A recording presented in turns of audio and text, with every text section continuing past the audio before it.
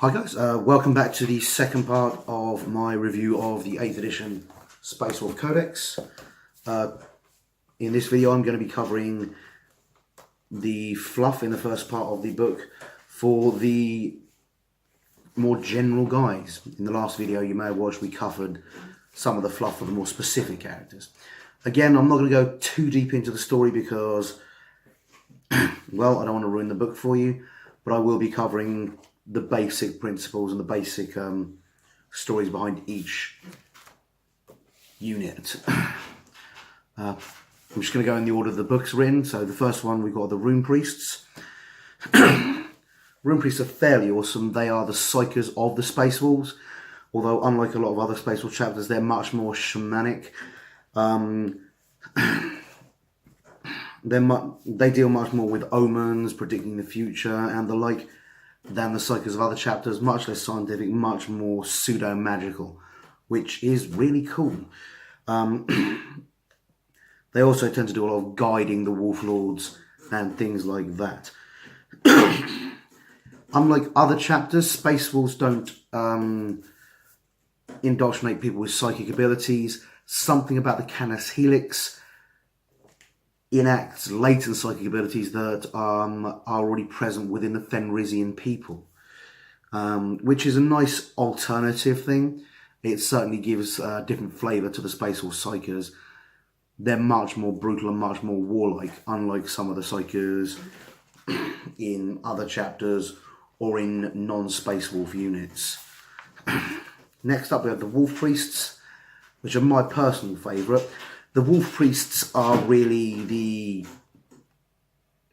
grandfathers and pack fathers of the Space Wolves. They combine the role of the chaplain and the apothecary. They tend to be the guys that find the Space Wolves and seek out the Space Wolves recruits on Fenris. They'll hover over battlefields. They'll listen to tales told by the fireside to find out which young Fenrisian warriors are likely to be good prospects to become Space Wolves. In addition to that, they deal with the psychological health and well-being, albeit in a more rough and ready manner, of the Space Wolves.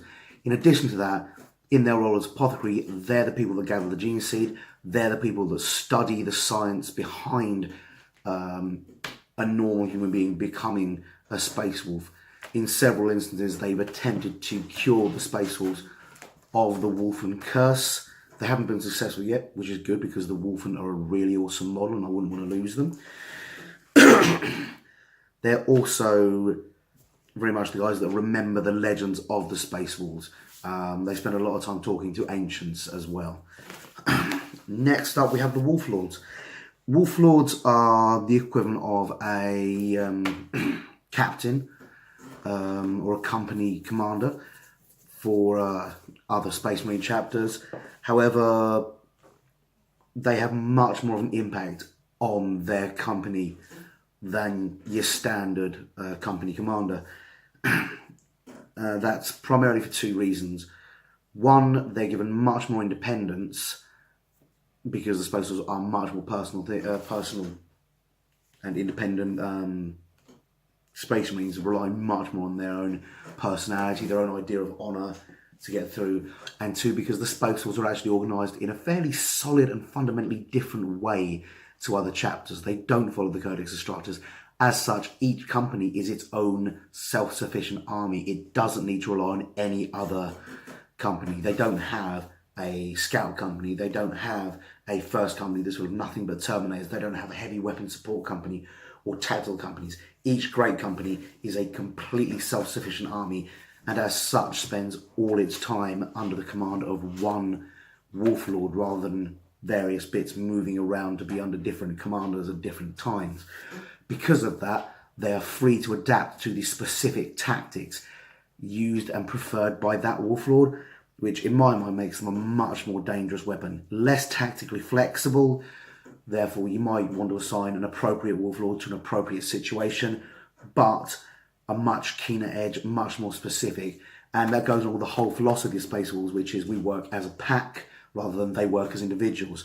meaning that a company that specialises or that likes to get in there and get brutal may want to call upon the aid of a company that likes to sit back and pound enemies from afar. And you'll see that reflected in the individual units as well.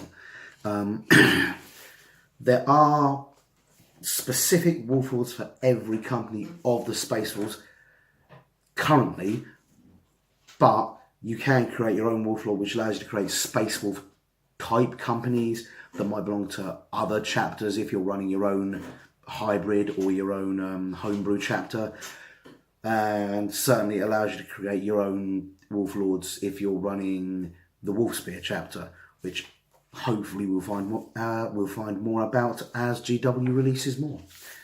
So I've just got to flip through a few pages.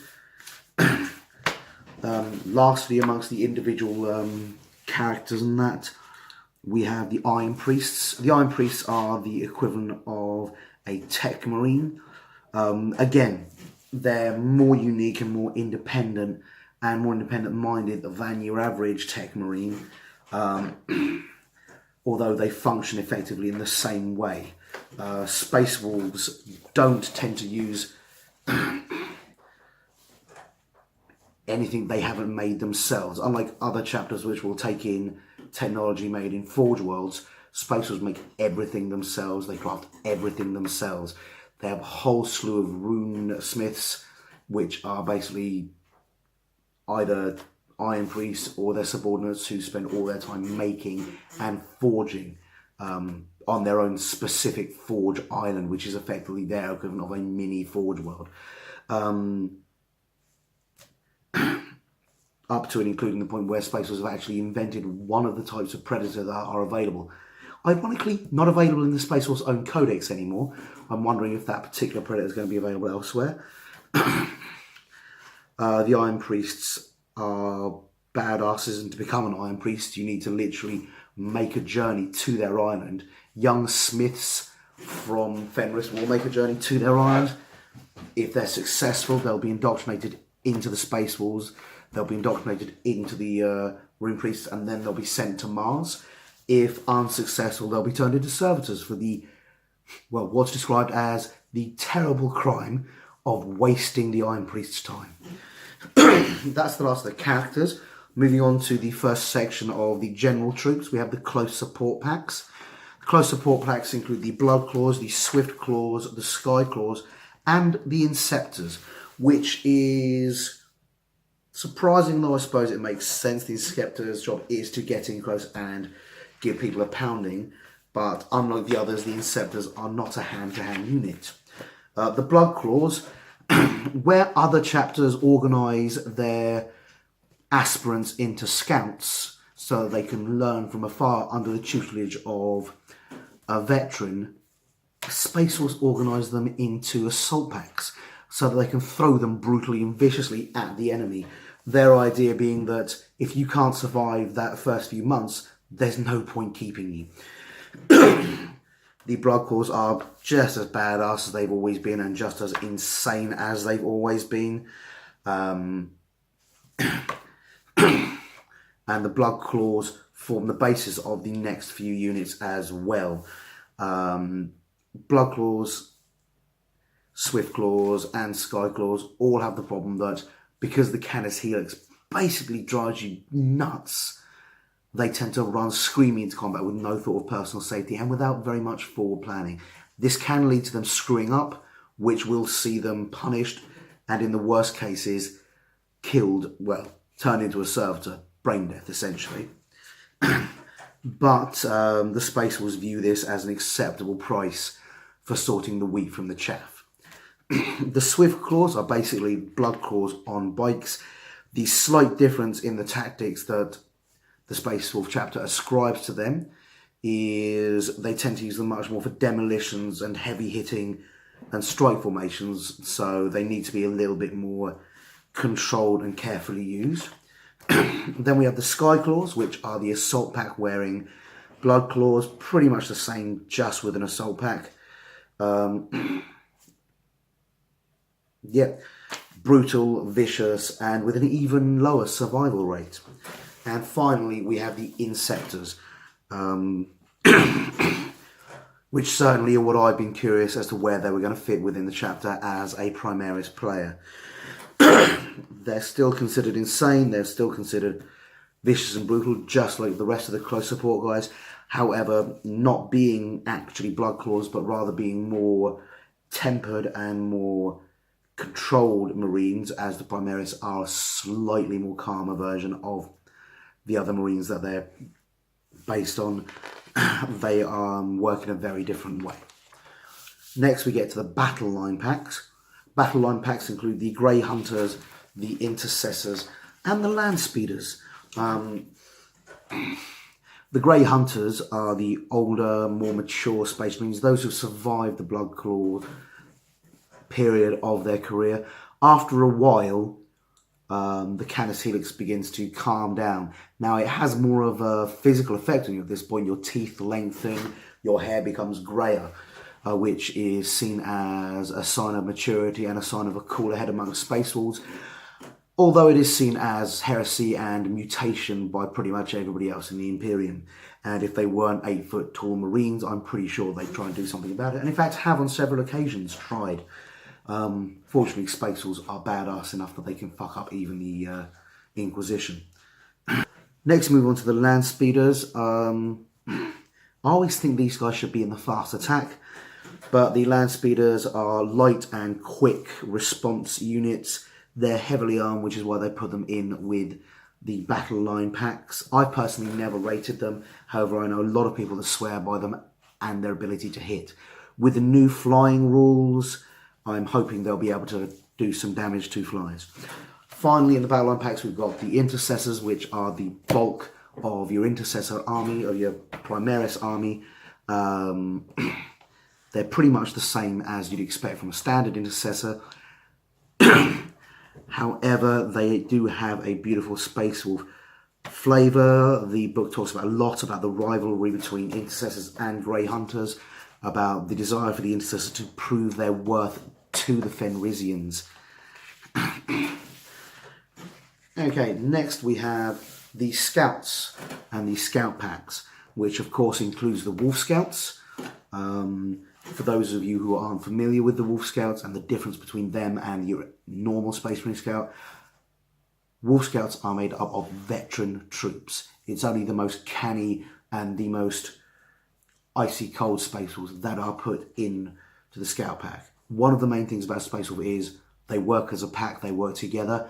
The occasional Space Wolf operates far better as a lone wolf or as an individual. They tend to put these guys into Scout Packs, the guys that don't require the revelry of the pack, that don't require the support of other Marines around them. And this is quite cool. You've got Wolf Scout Bikers, which is everything you'd expect from a Wolf Scout on a bike. You've got Land Speeder Storms. Land Speeder Storms are like a standard Land Speeder, only they sacrifice some of their weapons capacity for the ability to take troops into combat. Primarily, you use against Scouts. It's a great way of getting them about the battlefield, which is brilliant because, as you'd expect from the Scouts, they've got a lot of demolitions ability. They've got a lot of ability to destroy one unit with melter bombs and the like, and then move on to the next. And then you've got Reavers, which I think this is where we're all expecting Reavers to be put in the Codex.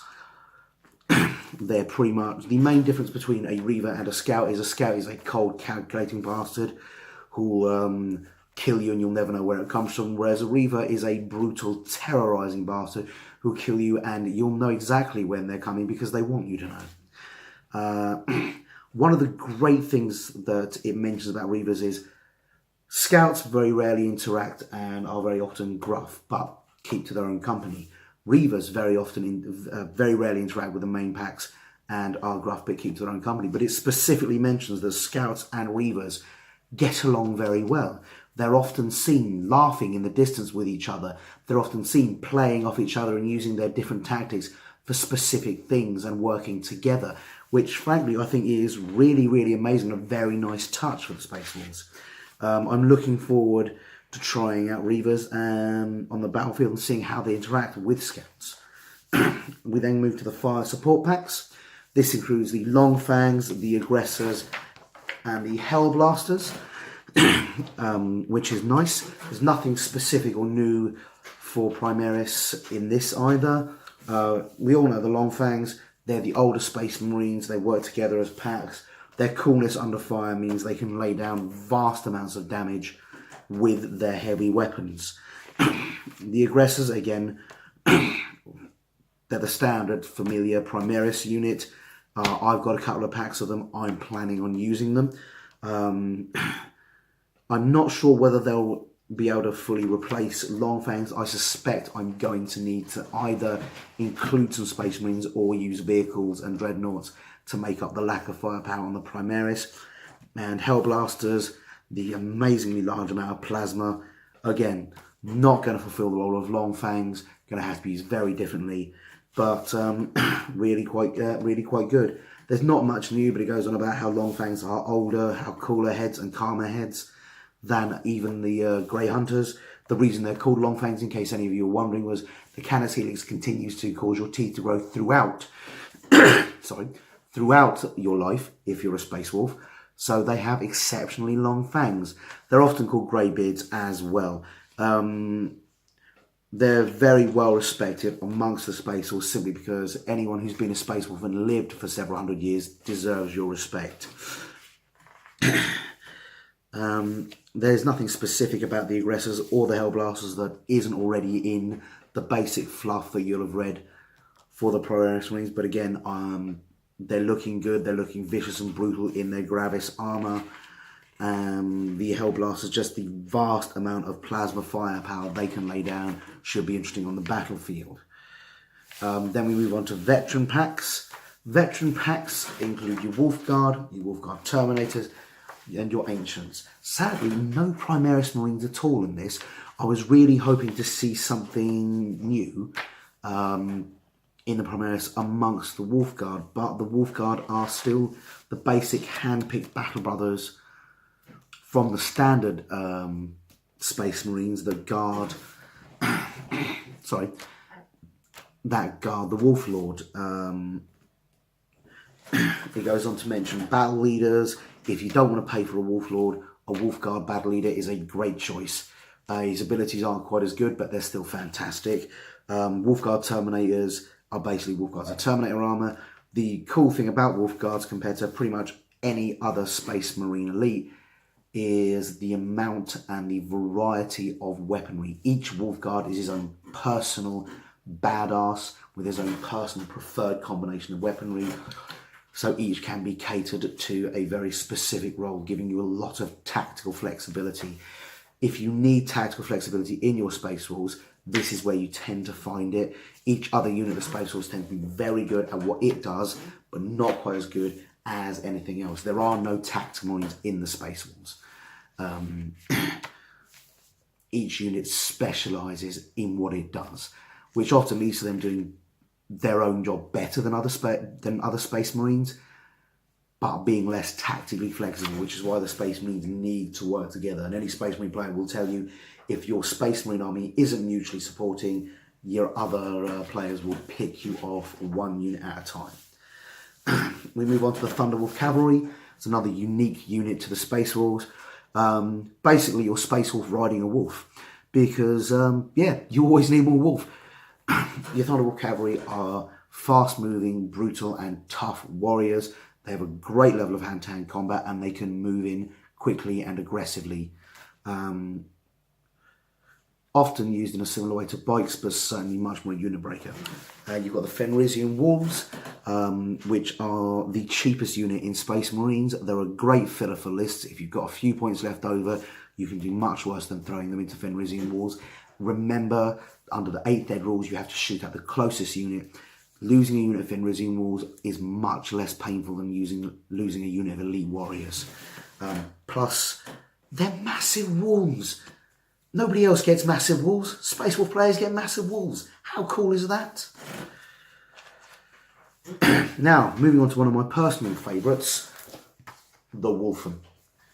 The Wolfen are possibly the baddest hand-to-hand unit and one of the most iconic Space Marine units, even though they've only been around for a short period of time. When you lay Wolfen on the board, your opponent will take notice and will have to deal with them. They are brutal, vicious, and hyper-efficient hand-to-hand combat people.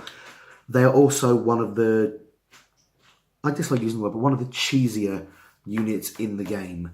Some people tend to shy away from them for that respect. I personally think the models are too gorgeous not to use. The basic story of the Wolfen is that the Canis Helix has side effects. Sometimes they go beyond redemption. A Wolfen is what happens to a Space Marine when he degrades into an animalistic warrior. The large majority of the Wolfen, as it mentions in here, come from the 13th Company, which was the company that, which is allegedly the company that followed Magnus the Red into the Eye of Terror in an attempt to hunt down and kill the Thousand Sons. However, the Wolfen do also bring out the worst in other Space Wolves, to the point where other Space Wolves will find themselves devolving if they can't maintain control. At which point the Wolfen take them into their pack and they become a Wolfen just like everybody else. They're a fantastic model. I don't think there's much more Space Wolf than the Wolfen. We've got the Dreadnoughts. The Dreadnoughts are another group unit. Obviously we've got Venerable Dreadnoughts, Contemptor Dreadnoughts, Redemptor Dreadnoughts, and Wolfen Dreadnoughts, which are a new unit. Your basic Dreadnought is a walking behemoth of destruction. If a Space Wolf falls in battle, but can be partially rescued, his physical frame is destroyed, but his brain and his intelligence can be rescued. He'll often be interred in a Dreadnought, for the simple fact that hundreds of years of battle experience is not something you want to waste. This is a deeply unpleasant, this is a deeply unpleasant experience and drives most people insane, which is why Dreadnoughts are kept at the bottom of the Fang in stasis and taken out only when they need to be used in battle. Your Venerable Dreadnoughts are your old and your priceless Dreadnoughts. People like Bjorn the Fell-Handed are Venerable Dreadnoughts. They'll have been around for thousands of years. Bjorn obviously has been around for 10,000 years. The only living creature, or the only living warrior to have walked in the presence of both Leman Russ and the Emperor. There's no one alive except, with the obvious exception of Robert Gilliman, who can actually claim that. And Robert Gilliman's a Primarch, so I'm not entirely sure he counts. But your Venerable Dreadnoughts are your older, more experienced Dreadnoughts, and when they say older and more experienced, they mean by thousands of years. You've got your Contemptor Dreadnoughts. Your Contemptor Dreadnoughts can be a new person or an old person in a Dreadnought. They don't have to be it doesn't have to be a Venerable, but the chassis of the Contemptor Dreadnought were the Dreadnoughts used during the Heresy. Space Wolves have a few of them about. Most chapters have a couple. They're incredibly rare, but are really, really cool. They have different layouts and different weapons to other Dreadnoughts. And you've got the Redemptor Dreadnought. The Redemptor Dreadnought is obviously the Primaris Dreadnought. It's bigger, it's newer, it's fancier. And it primarily has Primaris in it. Other than that, it is a Dreadnought and it does what it says on the tin, which is smash things. Now, we've got the Wolfen Dreadnoughts. Most of you will be familiar with Murder Fang, who's one of the Wolfen Dreadnoughts. There are now more Wolfen Dreadnoughts. Sometimes Wolfen get entombed, other times a Dreadnought within a Dreadnought will succumb to the curse whilst inside a Dreadnought, forcing them to make modifications to the Dreadnought. The modifications tend to be arming them with hand-to-hand weapons and letting them go at the enemy like the insane bastards they are.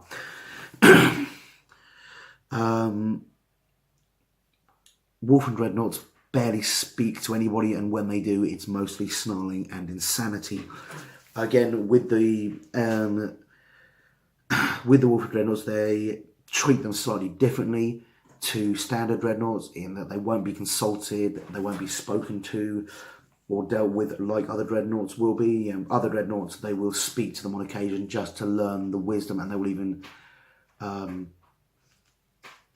talk to them about things that are happening with the chapter to get their advice, to get their counsel. Wolf and Dreadnoughts, they unpack them for battle, they let them go at it, they pack them back away and they leave them. Break only, I think they basically should have a big plaque in front of them which says break only in the event of war. Fortunately, in the 41st millennium, there is only war. Next, we have the transport vehicles. There's no real fluff to transport vehicles, but I'll go through what these Space Wolves have got. You've got the Rhinos and the Razorbacks, which are standard. You've got the drop pods, which are one of the Space Wolves' favourite methods of attacking. It'll be a long, cold day in hell before I start using teleporting with Space Wolves. Then you've also got the repulsors for the Primaris. Again, I was hoping for something new, but I'm happy with what I've got. It's all good.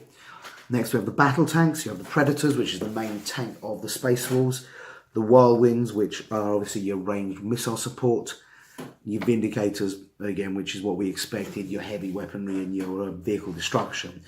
They've also included the Hunters and the Stalkers, which is nice. They weren't in the previous Space Wolf codexes, but then again, they haven't been out that long.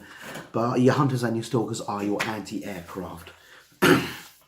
We've got our Land Raiders. The Space Wolf have access to two types of Land Raiders, the Land Raider Redeemer and the Land Raider Crusader, which is vitally important. Your Land Raider Redeemers are your flamethrower Land Raiders. Your Land Raider Crusaders are the one you will see a lot of Space Marine players using because it has 16 slots in which you can put troops, which, as many of you know, basically includes 14 Blood Claws, 1 Wolf Guard pack leader, and 1 special character to make a Death Star unit which will hammer whatever you put in front of it. Usually then get shot to shit, but hammer whatever you put in front of it.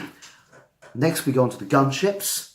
There's a good bit here. Obviously we've got your Storm Fangs and your Storm Wolves, which we expected. One being a heavy weapon platform with a little bit of troop transport, the other being a troop transport dedicated. But we also have the Stormhawk Interceptors. We didn't have this previously. I'm really happy to see these, primarily because I really like the model and I already have one. It means I can repaint it and retask it. Well, actually I think it's already painted in the appropriate colours. I think I painted it up even when I couldn't use it. But it does mean that I can now use it in my army legally rather than bringing it in as an ally, which is fantastic. Gives you more options and cheaper options as well. For those of you on a budget, the Stormhawk is substantially cheaper than either the Stormfang or the Stormwolf. And that's the basic contents of the fluff from here. Next, I'll be going on to the specific rules. I won't be giving out any details on stats, but I will be running on the rules, roughly what things are equipped with, and roughly what rules they have with them. I hope you enjoyed this video. If you do, please subscribe, leave a comment. If you can think of any way that I can improve my videos, because I am just starting, feel free to leave a comment. Please be constructive. I hope you guys enjoyed this. Thanks very much.